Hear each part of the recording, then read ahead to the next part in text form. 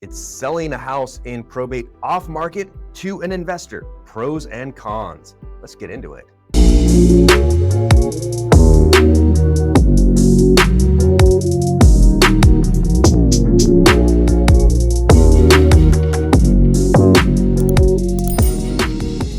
Welcome back to the channel featuring the leading probate real estate team in all of California. I'm Brendan Moore, realtor, SAR Masters Club Life member, and certified probate and trust specialist by the California Association of Realtors. And hey, I'm Bill Heyman. I am a licensed California professional fiduciary. I'm also a licensed California real estate broker, as well as I am a registered and bonded California legal document assistant specializing in probate and trust work. Like and subscribe right now. Have a house to sell and looking to avoid the cost and headache of probate, trust administration, or even the petition to determine succession? Those services are included in our real estate listing package with no upfront fee, and sometimes no fee at all. We've helped families across California save thousands in costs and fees, and we may be able to do the same for you. Our contact info is in the About section. Please don't wait. Let's talk today. Thinking about selling a house in probate off market? You've probably heard the pitch. We'll buy it as is. No realtor's fees, no repairs, close fast, easy and done. Sounds good, right?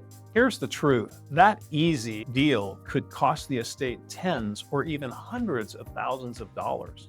Most investors use what's called the 70% rule. They will offer you just 70% of what they think the home is worth after repairs, then subtract their own costs. You might end up with 5 figures or even 6 figures less than you would have on the open market. You know, what they'll do is they'll tell you that no one else will buy it, it won't qualify for a loan, or that you're saving on real estate commissions. But the reality is, even fixer homes can sell for top dollar with the right marketing, and a full breakdown of the actual net proceeds can prove that. Now in this video, we're going to be breaking down the real pros and cons of selling a house in probate off market and how to avoid costly mistakes. So let's get into it. Absolutely. Why don't we start with the pros of selling off market? And I've got my list here. Potentially, you could have a quick closing, maybe 7 to 14 days. Potentially that could happen. Oftentimes with an investor, there's no prep work, no cleaning, or no showings. So that can be a time saver. Privacy. There's no online listings. You don't have to worry about people calling you, hey, can I show the home? Can I come through at this odd hour or odd time? Don't have to worry about that. And it's useful in rare cases if there's extreme disrepair or uncooperative occupants. In those situations, yeah, an investor sale can be good, can be helpful. And also it can work if you have full authority and a savvy probate buyer. Yeah, I would say so. Getting back to a couple of those that you just said there, in rare cases, extreme disrepair, I have seen it where there's a very dangerous property. You don't want the general public walking around it. You want them to be chauffeured by maybe you or your agent instead of them just going in, accessing a lockbox, stepping on a nail, that kind of thing. There's some houses out there that are in pretty bad shape. Yeah, that easily could result in an insurance claim or a lawsuit if something happens like that. So yeah, good point. But in those cases, I would recommend marketing it off market to investors and have multiple competing for the offer, not just dealing with one.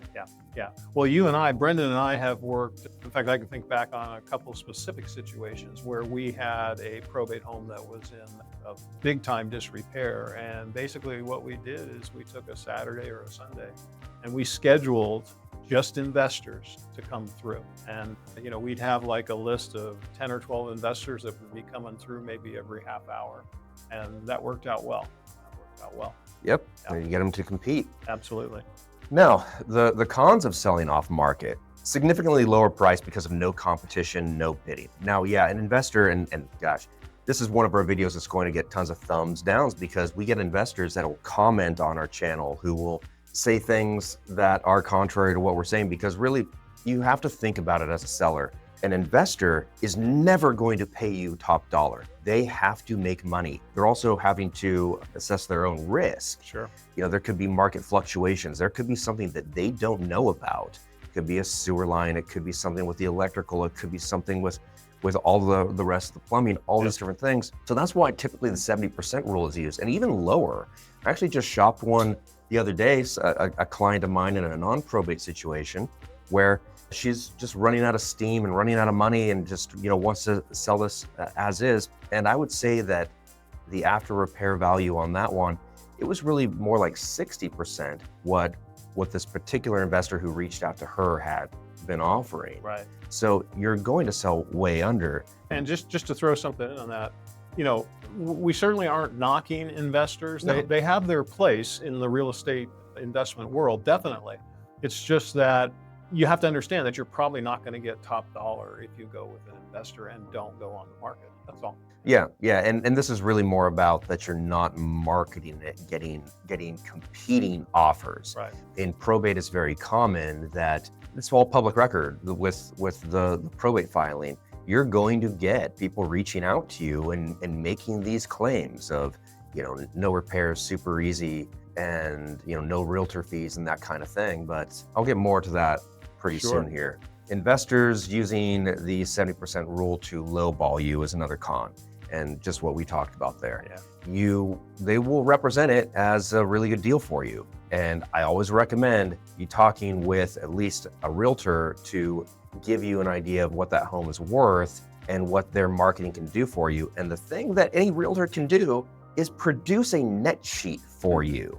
They can produce all the escrow fee and the title fee and the real estate commission, and you can compare and you can decide from there. Yeah, that's really important, that especially in probate sales, when you're going to sell, is to ask your realtor for a net sheet. I agree, because then you see the hard numbers and you can really compare as to what an investor is going to give you. Absolutely. Mm-hmm. No commission pitch is misleading. So there's a con there. Net is usually lower. Plus, you're not going to have actual professional advice throughout the process. No pricing transparency or market test. You could be looking on Zillow. Zillow is not a great valuator of real estate. Probably though, it's going to be valued higher on Zillow than the home is worth if you're looking to sell it this way, if it's really in disrepair. But don't use Zillow as the barometer of the market. Risks of heirs disputing the sale. So that's one of the things. The investor doesn't usually know the probate process. They think they can just buy it and skip town pretty much at that point. Mm-hmm. And they don't know or care that there are risks that can happen before and after the sale with heirs fighting. Yeah, absolutely. And just to throw a little more in on that, when you have a probate sale, the court expects the administrator or executor to do what's in the best interest of the estate. And if you don't list the property with a realtor on the MLS, you're really not exposing it properly to the market, and you're really not doing what's best for the estate. So that, if you do an off-market sale in probate, that could come back to bite you as the administrator later in time. It could. And here is how much the courts, all those smart people in the legal world, understand the role of a realtor and the role of marketing a property in the value of the sale. That if they think that the estate, the people in the estate will not be well represented by a personal representative without the court intervening, they'll have to require a court confirmation sale. They will award just limited authority. And that's where the court will say, there's something about this where maybe there's not a qualification or not enough trust for an heir to be doing this on their own without the court stepping in. So you can do all the marketing and everything, but then it's going to go to court. And then there's the possibility of bidders coming to court, just so the court can assure that they got the best overall price for the sale. Yeah, absolutely. No, the court, it's a duty of the court and a fiduciary duty of the administrator to always act in the best interest of the estate, and getting the most exposure and highest price for the property. That's what you're supposed to do. Yeah. Now, most investors don't understand probate law. If they mess up, they're gone and you're left holding the bag. So let's say this goes through. Now you may find yourself having to explain yourself to heirs or the court later on. Yep. And that can come back on you, the personal representative. Yeah, most definitely. Which was my next con. You can be held liable for not getting fair value as the personal representative. So watch out, make sure that you are. Plus with us, You could save the cost and hassle of probate administration because the probate administration fee is most often included in our real estate listing fee. Now, I did bring an example up. Yeah, why don't right you go over that example? I think it'll be good for the audience. Absolutely. So let's just say it's a house that the market value is $500,000. That's pretty typical in California that even a fixer could be $500,000. So an investor offering the 70% rule, well, that's $350,000. So then they think they're after repair costs. So they're maybe thinking they have to put, I'm even putting a low amount here, $30,000. So they're only going to offer you $320,000 because that's how that method works. Now on the open market, even with a 6% realtor fee, you'd still net around $470,000 based on those two scenarios. That's $150,000 more for the estate, even after the commission. So you can see how an investor will come in and try to manipulate a lot of sellers. And that's very common in probate because you're dealing with a process that isn't easy. You lost a loved one. You maybe have some heirs not wanting to help out. You have a house that maybe you're worried about is going to foreclosure or it's falling apart or you're paying the bills and that kind of thing. And there are so many solutions to have that taken care of. Absolutely. So the estate gets top dollar.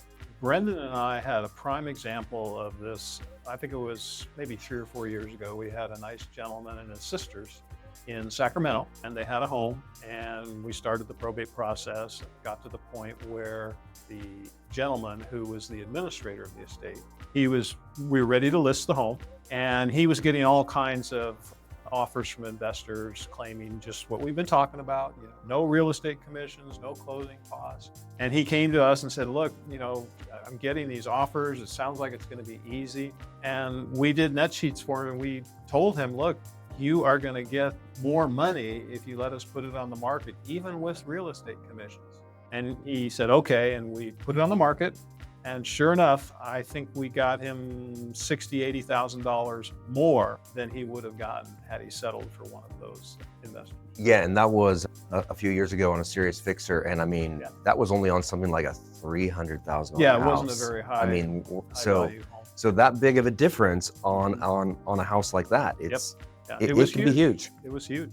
And going back to some of the things that someone off market will probably tell you because they often don't understand probate, it's what you'd mentioned, maybe a possible pro that you could close fast. Well, that is a possibility, but there's a process in probate with the notices, the notice of proposed action, where most often you can't close until after a 15-day period or even actually longer because of the time it takes to process those. Right.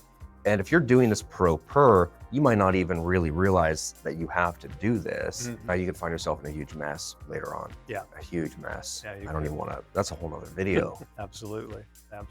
So let's kind of wrap this up. Yeah, I would say the final tip is tempted by an investor offer. Well, it's a possibility that that's a good offer.